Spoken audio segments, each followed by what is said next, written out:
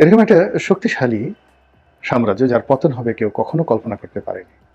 কিন্তু সাধারণ মহিলারা তারা রাস্তায় নেমে এলো। তাদের সবার হাতে রুটি যে বানানোর যে বেলুন, আমরা যেটাকে বেলুন বলি বা বেলনি বলি, ওটা নিয়ে রাস্তায় নেমে এলো। এর কারণ হলো পুরুষরা সব শক্তি হারিয়ে ফেলেছিল, সৈনিকরা সব যাকে বলা হয় রাজার তাবেদার হয়ে গেছিল এবং রাজার বিরুদ্ধে কথা বলার মতো কোনো কণ্ঠ ছিল না। তো হঠাৎ করে পাউরুটির দাম বেড়ে গেল, রুটির দাম বেড়ে গেল, আটার দাম বেড়ে গেল, ময়দার দাম বেড়ে গেল।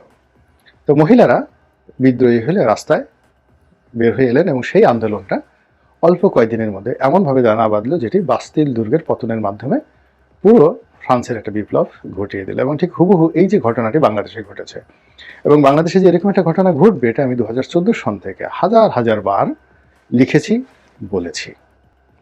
তো যা হোক, আমার কাজ ছিল বলার, যাদের কাজ ছিল শোনার তারা শুনেছেন, আর যাদের কাজ ছিল না শোনার তারা শুনেননি। এবং বাস্তবে এসে 2024 সালের আগস্ট মাসে আসলে এই ঘটনাটাই ঘটেছে। তো যা বলছিলাম যে যখন পতন আসে, কোনো মানুষের পতন আসে, সেই পতনের ক্ষেত্রগুলো সে তৈরি করে বিভিন্ন ভুল দ্বারা, ভ্রান্তি দ্বারা, অন্যায় দ্বারা, গুণা দ্বারা, প্রকাশ্য কর্ম দ্বারা, চিন্তা দ্বারা, চেতনা দ্বারা, হিংসা দ্বারা, দেশ দ্বারা।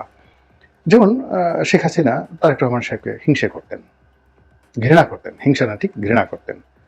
পিচ্ছি একটা ছেলে, ফালতু একটা ছেলে, লেখা নাই, পড়া নাই, অসহ্য, এরকম তার দেখলেই তিনি চোখ মুখ কিসমিস করে উঠতেন। আর বেগম খালেদা জিয়াকে ঈর্ষা করতেন, ও কেন এত সুন্দরী হলো, কেন খালেদা জিয়া এত সুন্দর, কেন লোকজন তার সামনে গিয়ে তার স্তুতি করে। এ কারণে তিনি খালেদা জিয়াকে হিংসা করতেন, ঈর্ষা করতেন, আর তারেক রহমান সাহেবকে ঘৃণা করতেন, রীতিমতো ঘৃণা করতেন। এবং এই দুটো তার যে মানবিক সত্তা, এই মানবিক সত্তার কারণে আওয়ামী লীগের অনেক সর্বনাশ হয়েছে, দেশের রাজনীতির অনেক সর্বনাশ হয়েছে। এটা হলো যে ঘৃণা এবং ঈর্ষা থেকে। এরপর হলো ক্রোধ, প্রচন্ড একটা ক্রোধ। ক্রোধ থেকে অনেক কিছু হয়, আমরা ইংরেজিতে বলি ম্যালিস প্রিজুডিস। তো সেই ম্যালিস এবং প্রিজুডিস বা কাউকে আপনি শত্রু মনে করেন, একেবারে শত্রু মনে করেন, তো এই শত্রু মনে করার যে মনোবৃত্তি যেটা কুকুরের মধ্যে আছে, কুকুরই যে সারাক্ষণ ঘেউ ঘেউ করে, কেন ঘেউ ঘেউ করে, তার মধ্যে একটা প্রবৃত্তি, সে অনেককে শত্রু মনে করে, খুব অল্প লোককে সে বন্ধু মনে করে। তাকে যারা খাবার ঠাবার দেয় প্রভু, তার যারা প্রভু, এই প্রভু ছাড়া বাকি সবাইকে সে শত্রু মনে করে। এই জন্য ঘরের মধ্যে আপনি গলায় চেন রাখেন, যা কিছু রাখেন, সে ঘেউ ঘেউ করতেই থাকে। তো মানুষের মধ্যে এরকম একটা প্রবৃত্তি থাকে, অপরকে শত্রু মনে করার প্রবৃত্তি থাকে। সবকিছুর মধ্যে সে নেগেটিভ খুঁজে পায়। হ্যাঁ, বুঝেছি, এর মধ্যে এটা আছে, এটা আছে। জামাত বলতে সব খারাপ, সবাই রাজাকার, সবাই আলবদর, সবাই আশামস, দাড়ি টুপি যাদের আছে এরা সবাই জামাত। এই যে একটা মনোবৃত্তি, এই ম্যালিস এবং প্রিজুডিস, দাড়ি টুপির প্রতি যে ক্রোধ এবং ক্ষোভ, এই সন্দেহ থেকে, অবিশ্বাস থেকে এই বাংলাদেশে আওয়ামী লীগের রাজনীতি তছনছ হয়ে গেছে। এরকম আমি অসংখ্য ঘটনা বলতে পারি, যে ঘটনার কারণে মূলত ধীরে ধীরে ধীরে ধীরে 15 বছর ধরে তার যে পতন, সে পতনের একটা ক্ষেত্র তৈরি হয়ে গেছে। তো যখন হয় এরকম পতনের একটা ক্ষেত্র তৈরি হয় এবং আপনার পতন নিশ্চিত হয়ে যায়, তখন আল্লাহ রাব্বুল আলামিন প্রকৃতিগতভাবে দুটো ঘটনা ঘটায়। আপনার চোখে মুখে মৃত্যু দূত সবসময় ঘুরতে থাকে, আপনি ঘুমানোর সময় টের পাবেন, এবং যে লোকটির হাতে আপনার পতন হবে আপনি তাকে চিনতে পারবেন। কেউ তো মরে যাওয়ার পর ফিরে আসেনি। অনেকে বলেন যে মরার আগে আগে হজরত আজরাইল আলাইহিস সালামকে সেই যে যিনি মারা যাবেন, মৃত পথযাত্রী, তিনি দেখতে পারেন। তো তদ্রূপ এরকম যার হাতে পতন হবে সে তাকে চিনতে পারে। এবং ডক্টর মোহাম্মদ ইউনূসকে কিন্তু শেখ হাসিনা প্রথম থেকে চিনতে পেরেছিল, এবং তার প্রেক্ষিতে দেখেন সে বারবার চেষ্টা করেছে, কিন্তু প্রকৃতির কাছে সে পরাজিত হয়েছে, এবং এটাই হয়, সেই ইউনূসের হাতেই তার কিন্তু পতন হলো। এরকম আবার এই যে এখন দেখেন জামাত বাড়াবাড়ি করছে, বিএনপি বাড়াবাড়ি করছে, তারেক রহমান সাহেব ক্ষমতার পাদপীঠে চলে আসার পর্যায়ে চলে আসছেন, প্রধানমন্ত্রী হবে, এটাও শেখ হাসিনা কিন্তু আন্দাজ করেছিল। এটা প্রকৃতি তাকে বুঝিয়ে দিয়েছিল। অথচ তিনি যদি নিজে ঠিক থাকতেন তাহলে এই পরিস্থিতিগুলি তৈরি হতো না, আজকে যে পরিস্থিতি তৈরি হতো না, তার চলে যাওয়ার পরিস্থিতি তৈরি হতো না। দ্বিতীয় যে ফেজ, অর্থাৎ প্রথমত আপনি যখন পতনের দ্বার প্রান্তে যাবেন, আপনার নিজের মধ্যে অনেকগুলো বিষয়, ছবি, প্রতিছবি সামনে এসে যাবে, যেটা আপনি বুঝতে পারবেন যে সম্ভবত আপনার পতন হচ্ছে। আর আপনার বাইরে, শরীরের বাইরে, পরিবারের বাইরে, কর্মক্ষেত্রের বাইরে কিছু ঘটনা ঘটবে, ছোট ছোট ঘটনা, কিন্তু বিশ্রী, দুর্গন্ধময়। তারপর যাকে বলা হয় সমাজে এলোমেলো করে দেবে। যেমন ফেরাউন জামানাতে হঠাৎ করে দেখা গেল মাছির ভীষণ রকম উদ্ভব হয়েছে, হঠাৎ করে দেখা গেল ব্যাঙ, এমন ব্যাঙ, সেই ব্যাঙের যন্ত্রণায় মানুষ ঘুমাতে পারে না, প্রত্যেকটা ঘরে শুধু ব্যাঙ আর ব্যাঙ। এটা ফেরাউনের পতনের একটা লক্ষণ ছিল। একটা সময় দেখা গেল যে নদীর পানি সব অখাদ্য হয়ে গেছে, লাল হয়ে গেছে, মানুষ মানে পানি আর খেতে পাচ্ছে না, দুর্গন্ধ হয়ে যাচ্ছে, সুপেয় পানি কোথাও পাওয়া যাচ্ছে না।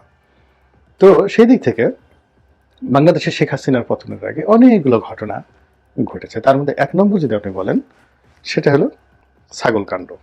কি একটা ছাগল, 15 লাখ টাকা একটা ছাগল বিক্রি হবে, এবং সেই ছাগল কে কিনলো, তারপরে কে বিক্রি করলো, সেটা নিয়ে যে কিনলো তার সর্বনাশ হলো, যে বিক্রি করলো তার সর্বনাশ হলো, এবং কোনো কিছুই নিয়ন্ত্রণের মধ্যে ছিল না। একটা ছাগলের কারণে দেখা গেল যে পুরো বাংলাদেশ এই মাথা থেকে ও মাথা পর্যন্ত তছনছ হয়ে গেল। ঠিক সেই যে সূরা বাকারার সেই গরুর মতো ঘটনা, কিংবা সূরা বাকারার সেই যে বাছুর পূজার মতো এরকম একটা ঘটনা। তারপরে আরেক ঘটনা আসলো, সেই পিএসসির প্রশ্নপত্র ফাঁস। এক লোক ওলি আল্লাহর মতো চেহারা, ড্রাইভার ছিল কোনো এক সময় পিএসসির চেয়ারম্যানের, এবং সেই পরিচয়কে ব্যবহার করে সে বিশাল একটা সিন্ডিকেট তৈরি করে শত শত হাজার হাজার কোটি টাকা সে নাকি এই প্রশ্নপত্র ফাঁস করে বিক্রি করেছে, এবং এটা সারা বাংলাদেশে তোলপাড় সৃষ্টি করে ফেললো। আর সবার শেষে একটা গালি, রাজাকারের বাচ্চা। তো শেখ হাসিনা বহুবার বহুজনকে বহু গালি দিয়েছেন, খালেদা জিয়াকে গালি দিয়েছেন, তারেক রহমানকে গালি দিয়েছেন। এমন কোনো মানুষ নেই তিনি অকথ্য এবং অশ্লীল ভাষায় গালি দেননি, বা বকা দেননি, বা খোঁটা দেননি। বাংলাদেশে তার এমন কোনো প্রতিদ্বন্দ্বী নেই, এমন কোনো শত্রু নেই। সেটা ডাক্তার এ.কিউ.এম বদরুদ্দোজা চৌধুরী, তাকে তিনি ঠাট্টা করলেন বধু কাকা বলে। তারপরে ব্যারিস্টার রফিকুল হকের মতো সর্বজন শ্রদ্ধেয়, তাকে বললেন আমিকার খালুরে। তারপর ডক্টর কামাল হোসেন থেকে শুরু করে আরো অনেক ব্যক্তি তিনি ফোড়ন কাটেননি, তারপরে বকা দেননি। মাহফুজা নাম, মতিউর রহমান থেকে শুরু করে যারা আছেন, ডক্টর ইউনূসকে তো কথায় কথায় সুদখোর, আরো কি সব গালাগালি তিনি করেছেন।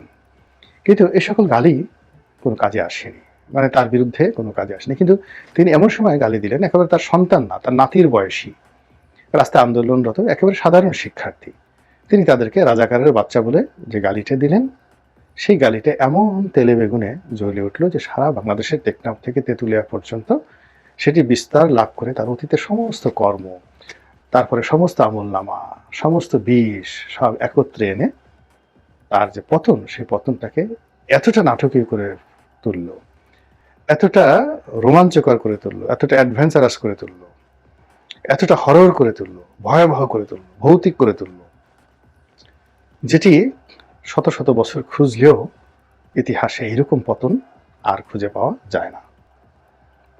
এখন শেখ হাসিনার এই জীবন থেকে আপনি আমি কতটা শিক্ষা গ্রহণ করব এবং নিজেরা কতটা সংযত হব, সেটা আপনার এবং আমার ব্যাপার। আমি কোনো অবস্থাতেই যেন প্রকৃতির এরকম খপ্পরে না পড়ি, এই জন্য আমার নিজের ভুলের জন্য আমি তওবা করছি, আপনাদেরকে সাক্ষী রেখে আস্তাগফিরুল্লাহ রব্বিহি মিন কুল্লি যামবি ওয়া তুবু ইলাইহি লা হাওলা ওয়ালা কুওয়াতা ইল্লা বিল্লাহিল আলিয়্যিল আযীম। দ্বিতীয়ত, আল্লাহর সাহায্য চাই এবং আল্লাহর পানাহা চাই আগামী দিনগুলোতে যেন কোনো অবস্থাতেই প্রকৃতির ক্রোধের মধ্যে আমি না পড়ি। আমার আচার আচরণ, কথাবার্তা আল্লাহ যেন সংযত করে দেন, চিন্তা চেতনা কর্ম যেন সব কিছু একজন মুমিন এবং মুত্তাকির যেভাবে আমার আচরণ হওয়া উচিত, আল্লাহ যেন আমাকে ওইভাবে আচরণ করার, ওইভাবে কথা বলার, ওইভাবে আয় রোজগার করার, ওইভাবে হালাল উপার্জন করার, চলার তৌফিক এনায়েত করেন। আর আল্লাহ যেন একটা সম্মানজনক মৃত্যু দান করেন, এই প্রার্থনা করছি।